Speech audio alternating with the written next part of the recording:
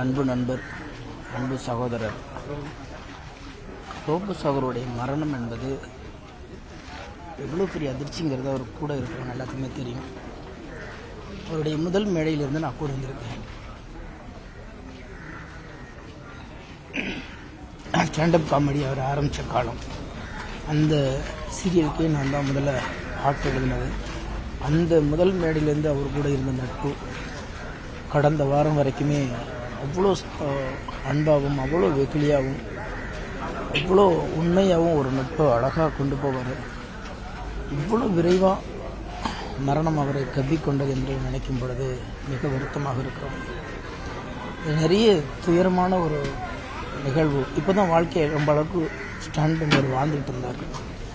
திருமணம், பேரன், அவ்வளோ மகிழ்ச்சியாக ஒவ்வொரு காலகட்டத்திலையும் அவர் தன்னை பகிர்ந்துக்கிற விஷயம் ரொம்ப அழகாக இருக்கும். மிகச்சிறந்த கலைஞர். யாருடைய முகமும் வாடுற மாதிரி அவர் எங்கேயுமே நடந்துக்க மாட்டார். தன்னுடைய உடல்நிலையை சரியாக கவனித்துக் கொள்ளவில்லை என்று என்னை போல நண்பர்கள் நிறைய வருத்தப்பட்டிருக்கோம், சண்டை போட்டிருக்கோம்.